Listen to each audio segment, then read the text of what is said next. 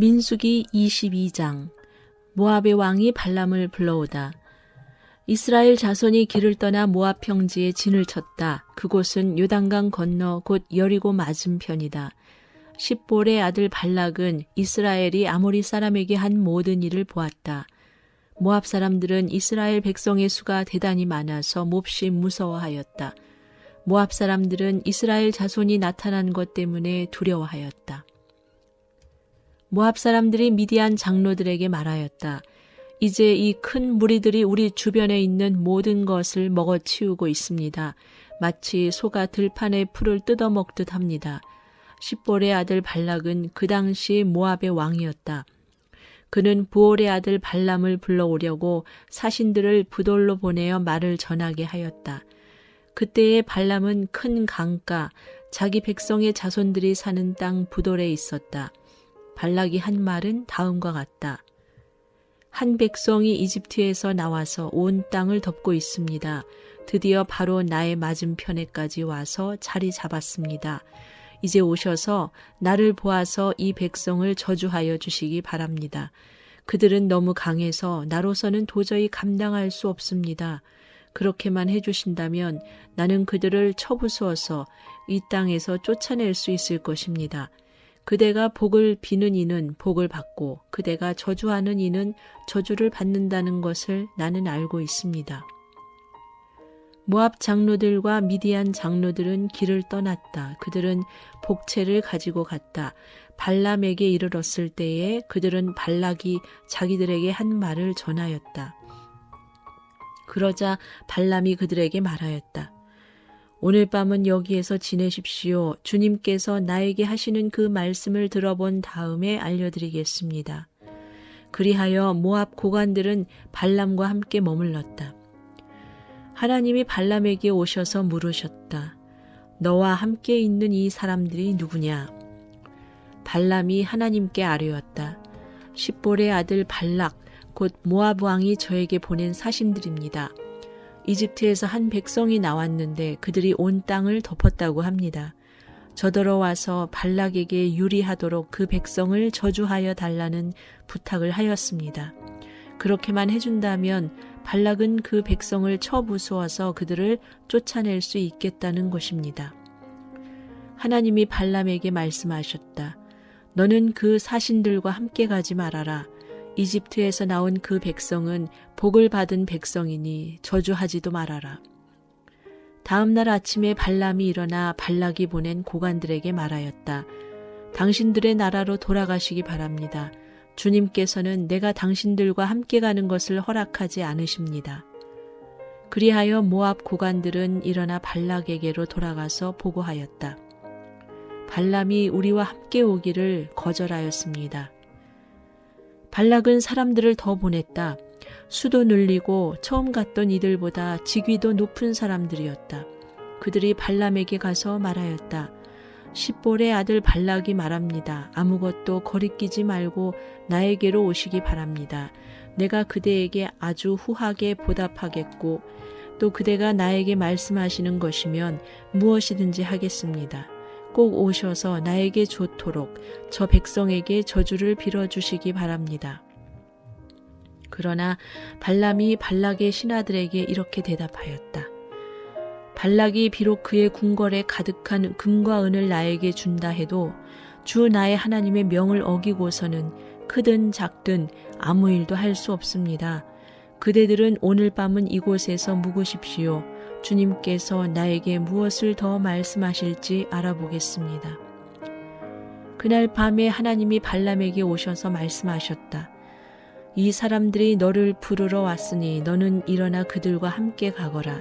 그러나 내가 너에게 하는 말만 하도록 하여라. 발람과 그의 나귀.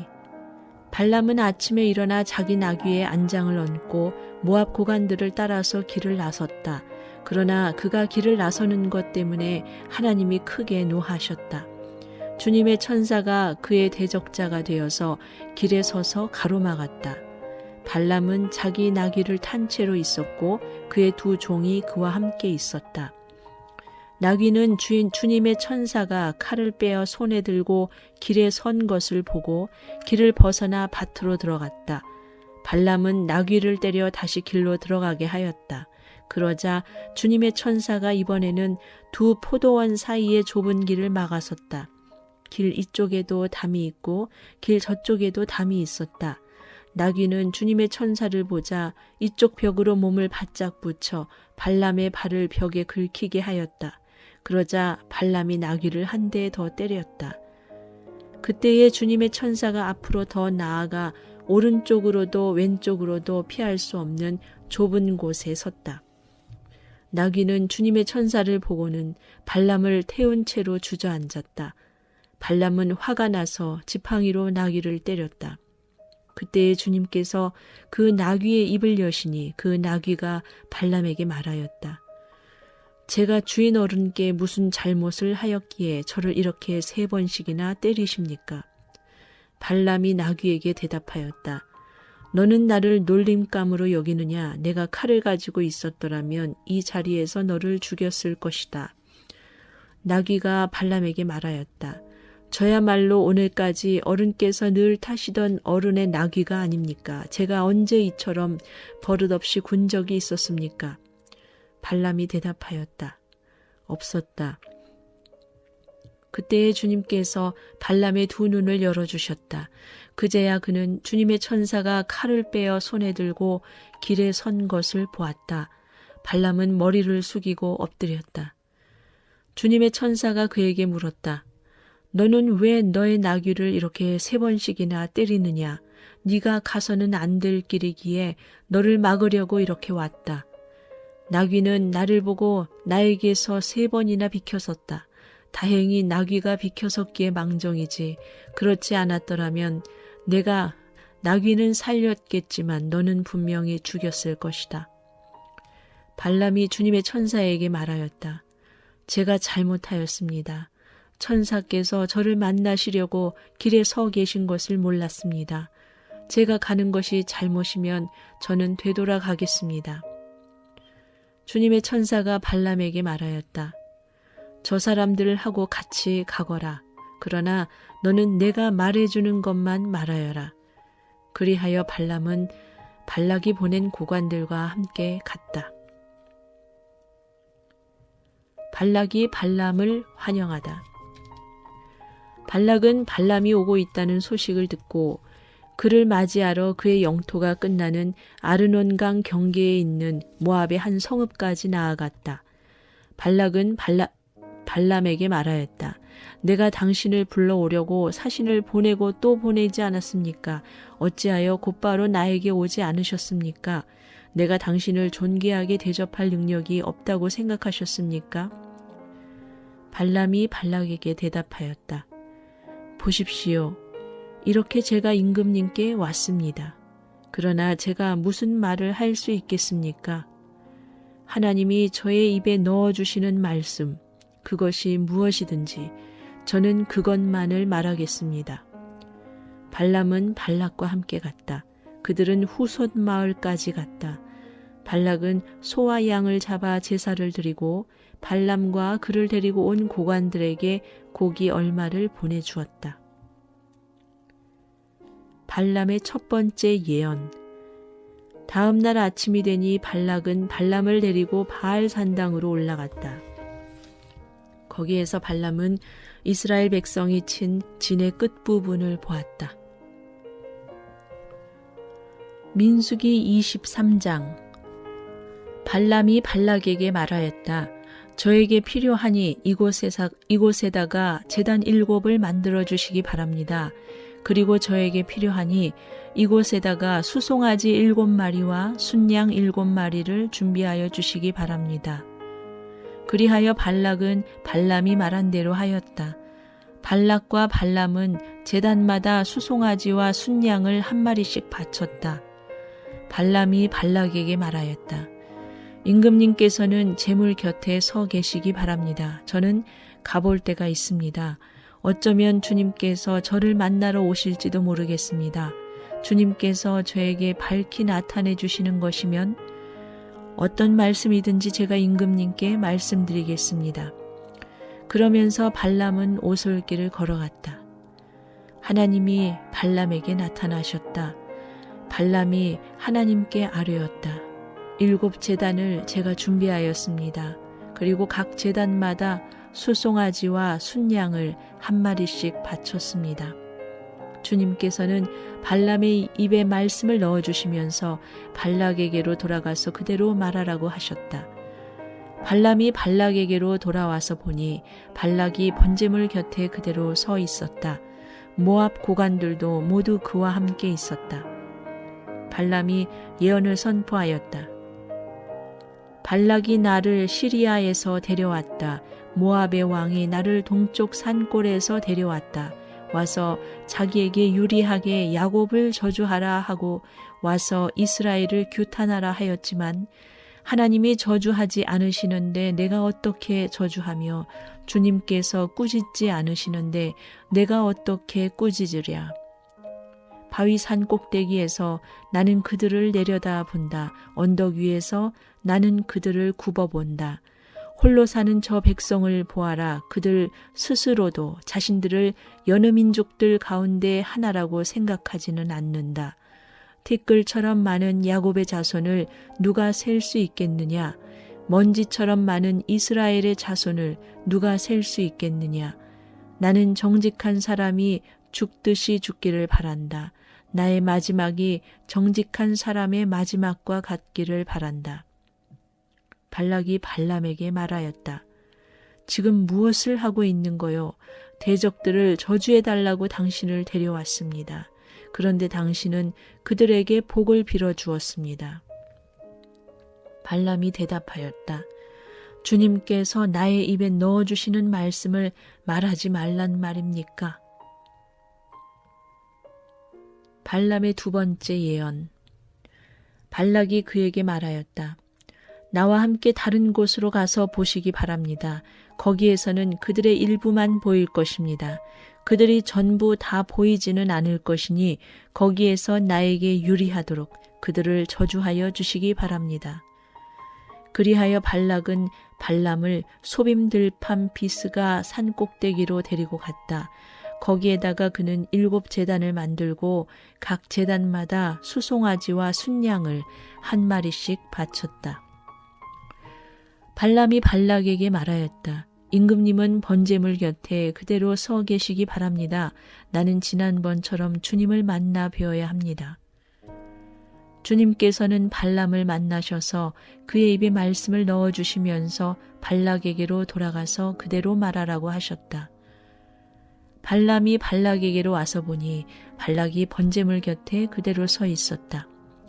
모압의 고관들도 그와 함께 있었다. 발락이 그에게 물었다. 주님께서 무슨 말씀을 하셨습니까? 발람이 예언을 선포하였다. 발락은 와서 들어라. 십볼의 아들은 나에게 귀를 기울여라. 하나님은 사람이 아니시다. 거짓말을 하지 아니하신다. 사람의 아들이 아니시니 변덕을 부리지도 아니하신다. 어찌 말씀하신 대로 하지 아니하시랴. 어찌 약속하신 것을 이루지 아니하시랴. 나는 축복하라 하시는 명을 받았다. 주님께서 복을 베푸셨으니 내가 그것을 바꿀 수 없다. 주님께서는 야곱에게서 아무런 죄도 찾지 못하셨다. 주님께서는 이스라엘에게서 어떤 잘못도 발견하지 못하셨다. 그들의 주 하나님이 그들과 함께 계신다. 주님을 임금으로 떠받드는 소리가 그들에게서 들린다. 하나님이 그들을 이집트에서 끌어내셨다.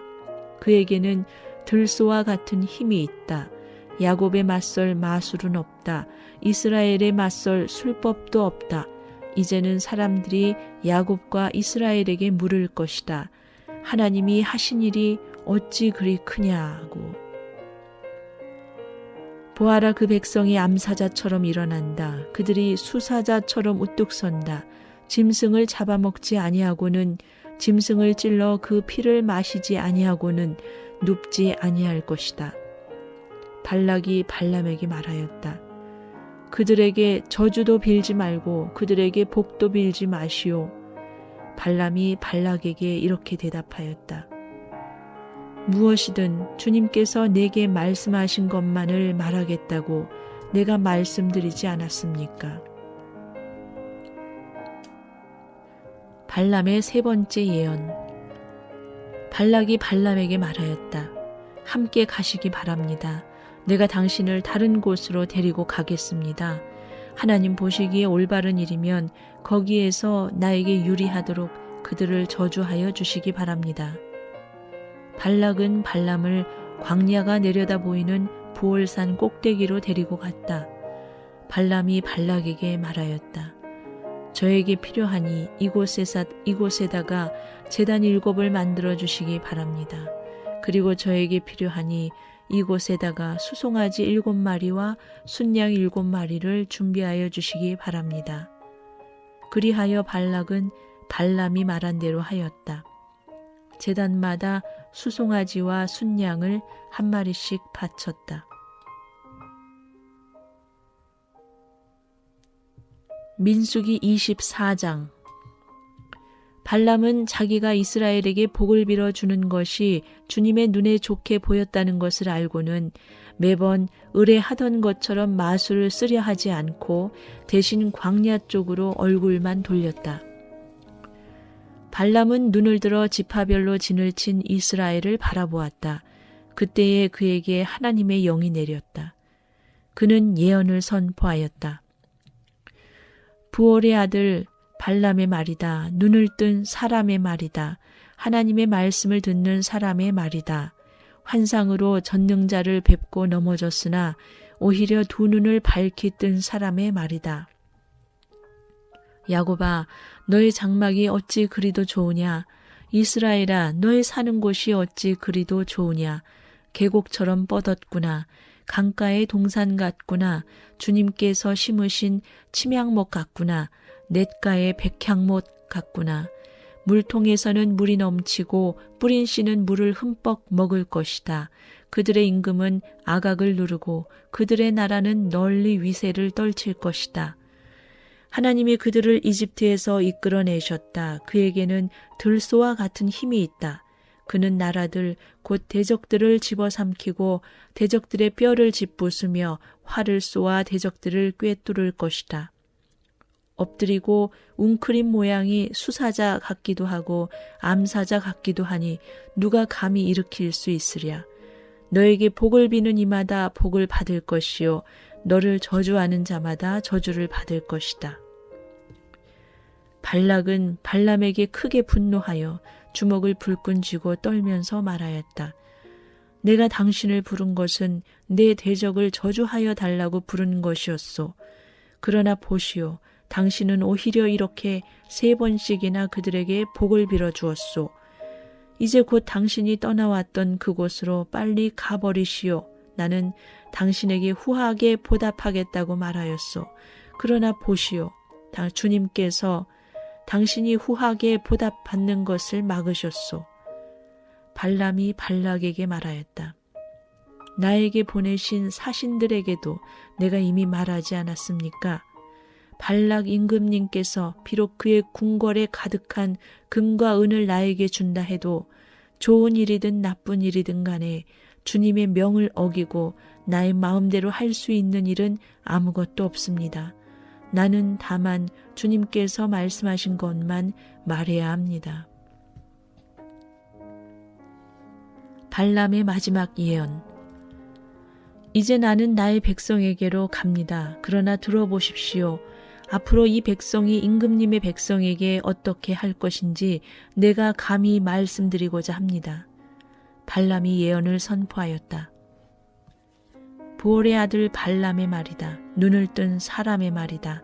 하나님 말씀을 듣는 사람의 말이다. 가장 높으신 분께서 주신 지식을 가진 사람의 말이다. 환상으로 전능자를 뵙고 넘어졌으나 오히려 두 눈을 밝히 뜬 사람의 말이다. 나는 한 모습을 본다. 그러나 당장 나타날 모습은 아니다. 나는 그 모습을 환히 본다. 그러나 가까이에 있는 모습은 아니다. 한 별이 야곱에게서 나올 것이다. 한 통치 지팡이가 이스라엘에서 일어설 것이다. 그가 모압의 이마를 칠 것이다. 셋 자손의 영토를 칠 것이다. 그는 에돔을 차지할 것이다. 대적 세일도 그의 차지가 될 것이다. 이렇게 이스라엘이 힘을 떨칠 것이다. 야곱에게서 통치자가 나와서 그 성읍에 살아남은 자들을 죽일 것이다. 또 그는 아말렉을 바라보면서 예언을 선포하였다. 아말렉은 민족들 가운데서 으뜸이었으나 마침내 그는 망할 것이다. 또 그는 겐 족속을 바라보면서 예언을 선포하였다.